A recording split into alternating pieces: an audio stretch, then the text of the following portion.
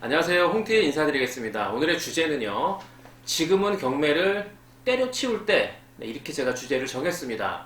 단도직입적으로 제가 이유를 설명드릴게요. 첫 번째는요. 지금 경기가 최악이고요. 실물 경제가 말이 아닙니다. 자영업하시는 분들 몸소 실감을 하시겠지만요. 작년과 재작년과 비교해서요. 매출이 절반 가까이 감소한 곳이 크게 늘어났습니다.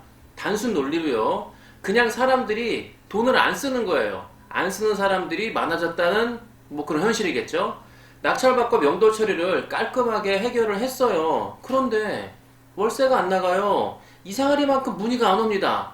우리 부동산 사장님들한테도 물어봤는데 그분들도 말씀하시는 게 이상하다. 이상하리만큼 문의가 안 온다. 매수든 매도든 문의가 뚝 끊어져서 이게 전례 없는 일이라고 말씀을 하시거든요. 단기 매도 월세 수익, 이게 바로 홍티경매가 목적을 두고 있는 건데 계획인데 차질이 생기고 있다는 거죠. 네, 그리고 두 번째는요. 대출 제한이 생각보다 심각합니다. 서울도 아니고요. 조정지역도 아니에요. 9억 이상 아파트는 더더욱 아니에요. 그냥 단순하게 작은 집 한 채가 있는데 왜 대출이 이것밖에 안 나오나요? 집 한 채 있는 게 이 정도까지 문제가 될 줄은 미처 몰랐다는 분들이 많아지고 있어요. 그럼 매매사업자를 내서 대출을 좀 받아볼까라고 사업자를 내셨는데 웬걸 개인 매매사업자라고 무조건 대출을 해주던 그 시절이 아니고요. 지금은 슬그머니 방빼기를 합니다. 대출이 1억, 2억 받아야 되는데 방빼기를 해서 3천만 원 가까이를 대출해서 제하니까 실질적으로 받는 금액이 확 줄어서 매매사업자를 내나 안 내나 별반 차이가 없는 거죠. 그러다 보니 대출의 장점이 사라진 거죠. 다음 세 번째는요. 경매하는 사람들이 너무 많아졌어요. 법정에 가도요. 사람들이 법정을 꽉 메우고 있고요. 입찰 경쟁은 또 좀 치열합니까? 엄청나게 사람들이 몰려요. 경매 유튜브를 보면 너도 나도 돈 벌었다. 대출이 90% 나와서 했다. 수천만 원으로 수억의 아파트를 샀다. 얼마 벌었다. 얼마 남았다. 이런 사람들, 이런 주장들이 난무합니다. 솔직히 유튜브 영향이 좀 컸다고 보거든요. 그러다 보니까 수많은 사람들이 경매로 돈을 벌어보겠다고 수익을 내겠다고 몰려드는 현실은 어쩔 수 없는 현실이고 사실이죠. 기가 죽어버립니다. 이상 세 가지의 대표적인 이유로 경매를 그만 스톱 때려치는 게 맞다고 여러분 생각하세요? 공감하세요? 충분히 저도 공감을 하고요. 구구절절 틀린 얘기는 아니라고 저는 생각을 합니다. 그런데요. 첫째, 경기가 어렵다. 장사가 안 된다. 실물 경제가 위기다. 그런데 여러분, 솔직히 어렵지 않은 시절이 있었나요? 1%의 돈 많은 부자들을 제외하고는요, 솔직히 모두 비슷비슷합니다. 지금까지 그랬어요. 나만 어렵고, 나만 힘들고, 나만 고민되는 게 아니거든요. 그렇다고 두 손 놓고 하늘만 쳐다보고 있을 거예요? 말이 안 되죠. 그건 아니겠죠. 어려운 실물 경기보다도요, 장사가 안 되는 것보다도요, 더 위험한 것은 바로 여러분이나 저나 현실에 그냥 순응하고 인정하고 주저앉아가지고 그냥 막연히 있는 거죠. 그게 가장 큰 위험이라고 제가 생각하거든요. 목표를 잊어버리고요. 내게 될 수 없다는 나약함에 빠져가지고 그렇게 살아간다면 저는 그게 가장 큰 나의 적이 되지 않을까 생각을 합니다.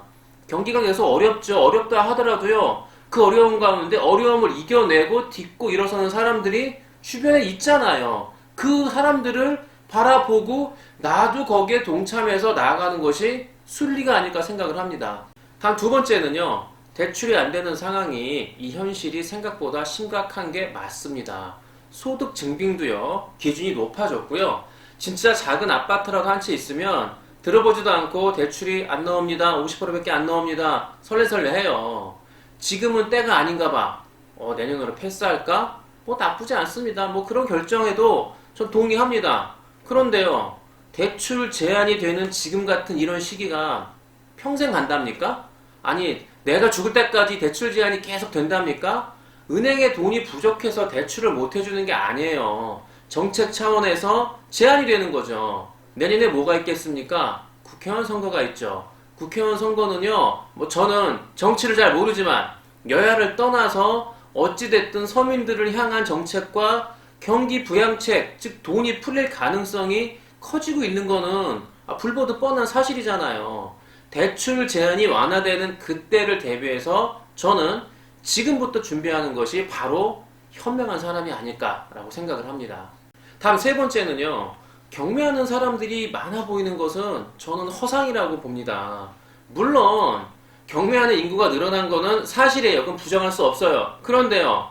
경매 물건 중에 여전히 아파트에 사람들이 몰리고 있고요. 입찰한 사람들의 그 가격을 좀 면밀히 살펴볼 때 솔직히 5손가락 정도 상위 입찰 가격끼리 경쟁이고요. 그 나머지들은 허수 입찰이에요. 80% 입찰자는요. 유행을 바라고요. 거의 시세하고 동떨어진 터무니없는 입찰 가격을 써낸다는 거죠. 그리고요. 경매 법정에 모여있는 사람들 중 잘 보세요. 절반 정도는요. 그냥 구경꾼이에요. 학원에서 견학원 분들 또는 그냥 법원에 마실 나온 어르신들 결국에는 철저한 조사를 통해서요. 합리적인 가격을 써내는 분들이 낙찰을 받아가는 겁니다, 여러분. 물론 간혹 터무니없이 높은 금액을 써내서 어이없는 일이 벌어지기도 하지만 제가 20년 경매에 발을 담그고 있으면서 겪은 경험으로요 말씀을 드리자면 특정한 물건, 즉 아파트를 제외하고는요 거의 대부분의 물건들은 충분한 조사를 꼼꼼하게 정말 착실하게 한 분들이 낙찰의 기쁨을 맛본다는 사실입니다. 다시 정리를 하겠습니다. 우리는요 부동산과 뗄래야 뗄 수 없는 사회에 살고 있어요. 국가 땅, 국가 건물, 남의 땅, 남의 건물, 남의 집 매일매일 밟고 이용하잖아요, 우리가.